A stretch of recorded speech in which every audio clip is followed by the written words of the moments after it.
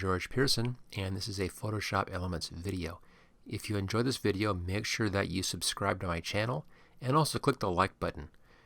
If you want to learn more about Photoshop Elements, take a look at my complete training titles over on Amazon.com and on my website. You'll find links for both of those in the description. In this video, we'll look at ways to minimize the problem of haloing or fringing, and that's when you get kind of a light halo happening around your figure. If you change it from a light background to a dark background, that's where you really see it the most. You can get the same kind of haloing effect from a dark background to a light background, but it's really not as noticeable. So this is where you'll really see that.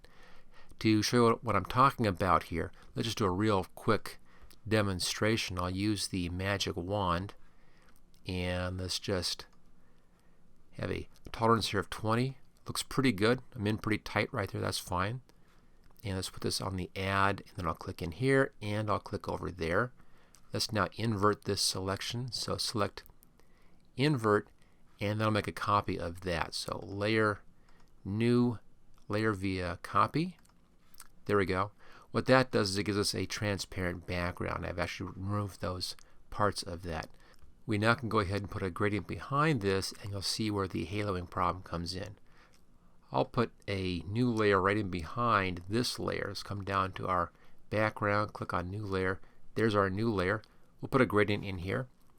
I have my colors at the default foreground background color. Let's go to gradient, and we have the gradient right there.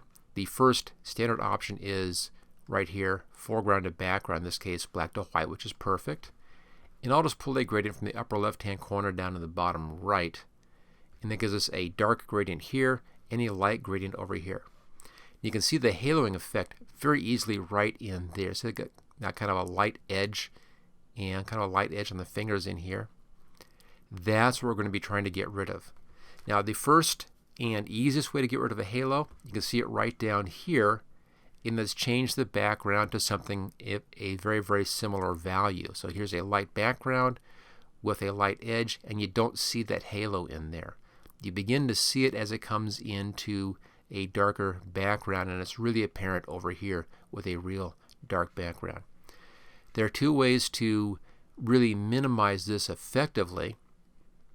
One is to do a real careful selection. Magic wand is about the worst way you can do this, and that's why I use this one for a demonstration. So a careful selection is your first option. You can then come right in against the edge. Now in this case, there is a softness in here to the hairs. There will be some haloing up here. We can fix it along the finger, and I can get this little bit in here as well. But we'll have some on the hair on both sides. There's no way around that on this particular image. So the second thing to do then is to darken down that edge so that you don't see that light. Okay, let's see how that's all done. I'll go over here and we'll get rid of this first top layer. Let's delete that. There we go. Let's come back down to our background. I'll show that again, and we'll make a copy and bring that up here. So the first part is to make a very careful selection. The better your selection is, the less of a haloing effect you'll have. Real easy if you have a hard edge, like we have down here. No problem at all on a hard edge. It's more of a problem up here where you have some of that lightness coming in with these soft edges, even more so over here. So we have to darken down those edges to solve that. Okay, so step one, let's make a careful selection. I'll grab the zoom tool here. Let's just zoom in nice and tight. There we go. It actually looks in here, if you look at this carefully, it looks like they actually have changed this background once in the past. That's a fake background right there. She had a darker background at one point. No problem, we can still work with this. My favorite tool is the polygonal lasso tool, because I can come in here and just be right along the edge. Now I'll start off with a new selection here. I normally have my feathering set at about 1 pixel, and that just softens the edge down just a little bit. And I'm going to come in just a touch here and try to get rid of some of that dark edge that somebody else left on this picture in the past. We don't need that, so we can fix two things at once here. And it's just a matter of taking your time and making a very careful selection. This is the most time-consuming part really of almost any project, is making your selections, but this is time that's very well spent. You know, if you take your time and do a good selection, everything else will look so much better. So this is where if you want to take time, you spend some time and do a really good project, this is where you should spend your time. If you need to make a selection, take the time and make a good selection, and you'll be much happier with the final outcome. Okay, once we finish this, we'll then be going up and doing the next section. And with this tool, take your time as you're doing this. If you click too fast with this particular tool, it will collapse your selection and you'll have to start over again. Notice as I get down here to the beginning where I started, there's a little circle there next to the tool icon. See, there's no circle and there's a circle. That lets you know that you have finished, and you can then bring that closed and make a closed selection. Okay, let's just roll up. Let's get rid of this little bit right in there and switch over here to add. There you go on the selections, and let's just get this. I didn't bother with this in our fast demo there because we're handling it right now. Okay, come in here and just do a nice little quick selection in here. There we go. Now here's where we get to have some problems, is on these edges. Real soft focus right there, real soft focus up here, and you can see how there is some of that background coming into that edge of the hair, so we'll take care of that. Normally if I have a soft focus, I try to come in right in the middle of where that soft edge is, just kind of cut the soft edge right in half, and that usually works out pretty good. Looks realistic that way. Same thing up along these edges here. I'm going to come right into the edge, and what this does is it minimizes the amount of that overlap. If you hold the spacebar key down, you can get your move tool there and actually move the picture around. And I'll keep on doing it. It looks like the hair has been played with here a little bit as well. A bit of streaking on that hair, probably a blurring brush to blur that out. Now if you're out here, you can actually use this and put your selection just outside of the picture area as well, and continue that outside. That way your selection goes right to the very edge. Okay, there's that bit. That's fine. Let's now get the other side, which will go fast. You can see here again, it looks like they have blurred the hair a bit on the edges on this picture. That's okay. We can work with that. Make sure you're still on add. There it is. And again, come into the blurred edge a little bit here, and that will help to minimize that. And we'll just work along the edge and go ahead and finish this out. Now I'm doing this a bit faster than I normally would. On this kind of an image, I spend more time on the edges and on the selections, but for this demonstration, since we're just talking about the haloing effect, this is all that we really need to be worrying about. And again, I'll finish off this selection on the outside. Each time you see that hand tool right there, I'm holding down on the space bar and come back to the beginning. Now if you aren't quite at the beginning like this, if you're not quite touching, but you know that you finish it off, you're very, very close, just double click and it will then still collapse that down. Okay, let's just zoom out. We'll fit on screen. Let's invert this selection. So select inverse. There we go. So that has just the figure selected. Again, at this point I usually will go and make a layer mask on here and work with a layer mask. So we can do that as well. Click on the layer mask button. There's our layer mask. Same thing. What the layer mask does is it allows you to adjust the mask, which is how much you're cutting in, and adjust the original image. So I can do an adjustment in two places if I need to. Notice how it's much cleaner along the hand now because we did a very careful selection. It looks okay here. It looks better here than it did before, and this looks just fine because of that careful selection. So, as I said before, first best way to solve your haloing problem is to work with a background that's a similar value like we have right down here. Halo's gone. Second best way, careful selection. The better your selection is, the less haloing you're going to have. Let's now move on to the third way. What I normally do is go over here to the image side. If you're on the layer mask for that light blue outline, just double click on the picture and that'll put you over here onto the image side. The next thing is to darken down the image along that edge so it kind of darkens down as opposed to going lighter. So we'll zoom in on this. And we'll start right here. There's a little bit right here, a little bit in there, not too much. And the tool I like using for this is the burn tool, which is right down here. You'll probably see this. This is the default. That's your dodge tool. Click on that, come down to the tool options, click on the burn tool. Set the exposure at about 50, and you want to have a soft brush. You can choose your range. I normally start with the midtones on that. That's usually the right one to choose. And I have a pretty small brush size, as you can see right there.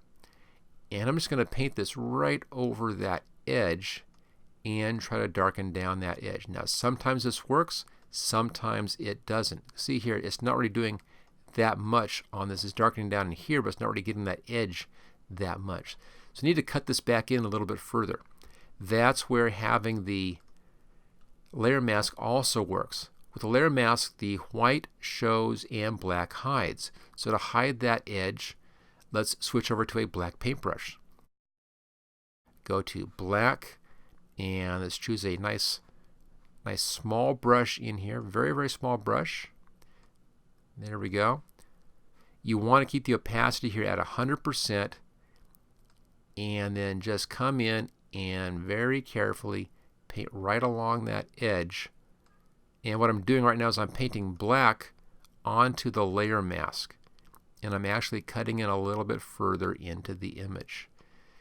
If you want to be real careful with this, you can come in and make a little very tight selection and then just fill into that selection to help you to limit where you're painting. But this allows you to come in and just really kind of cut into that edge and cut off that little bit of haloing in there. We're okay down here. Looks fine there. I'll just roll up. That looks okay. As I said to you, the finger looks fine. Same problem over here. First start off on the image side. Let's go back to the burn tool and let's try to burn that image. It's working better here, as you can see. So in this case, I'll go ahead and try this. Looking a little weird. So let's just back up a few steps on that. I'm going to use the edit and undo burn tool. You can also use the Control-Z keyboard shortcut in here on this one. And I'm going to back up just a few taps here and back out of that. So that was working, but it wasn't really looking nice enough. So the next thing I'm going to try is I'm going to actually try to copy some of this and put it right over here. We're still on the image side. Grab the clone stamp tool. I'll bring the size way down. That's all I need. And I'll copy from here. I'm holding down the Alt key right now and click to choose your copy from point. And then I'm just going to copy that and just put some hair right in like that and just kind of copy that up. You probably want to vary this a little bit so it looks natural. Now we can do this, of course, because we have that layer mask in there kind of cutting that edge for us.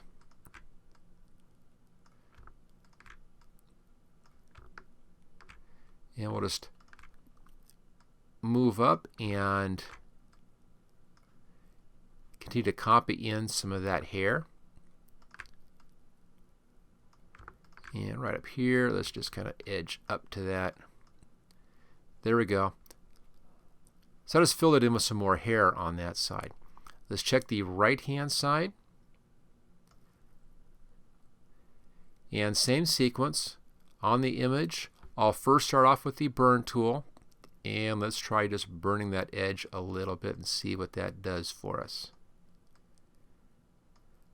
That's going too dark up there. Almost works in here, but it's really going too dark again. So I'll use the Control-Z keyboard shortcut. Let's just back out of that. I don't want to cut into this any further on the mask, so let's use our clone stamp tool, and again we'll copy some of the hair and just put that right in that edge.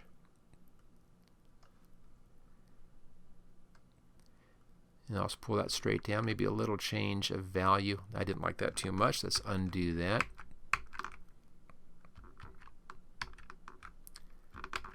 There we go. And let's try just a little different spot, maybe over here.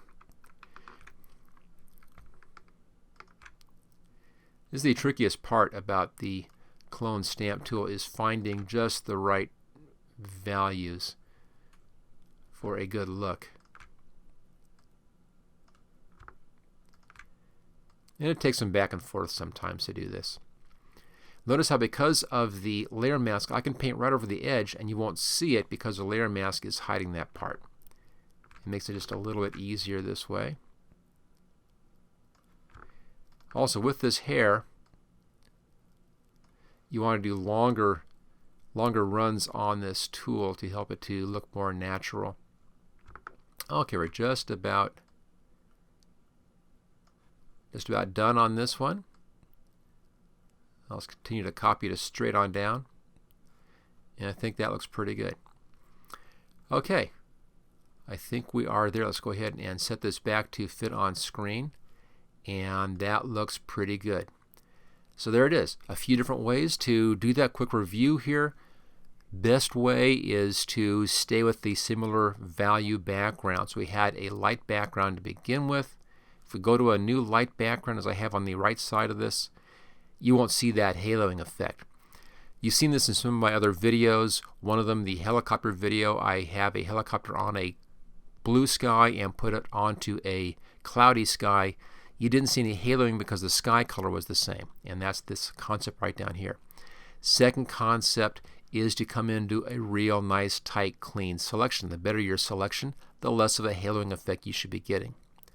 Third technique that I like to use after making a layer mask up here for this is to try to darken down the edges. We saw that up in here. Darken down the edges with the burn tool right there.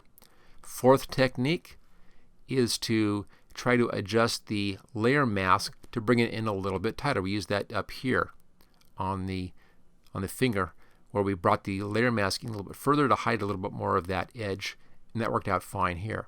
The next technique is to darken down the image side using the burn tool again right there. We did some of that in here. And the last technique is actually clone stamp to come in and cover up that, just paint on top of that light edge using the clone stamp tool again on the picture. So using a combination of those techniques, different ones will be appropriate for different spots of your image. It'll depend upon where it is, how much the haloing effect is happening, and so forth. But one of those different techniques should be just what you need to do a nice clean background and remove that haloing effect.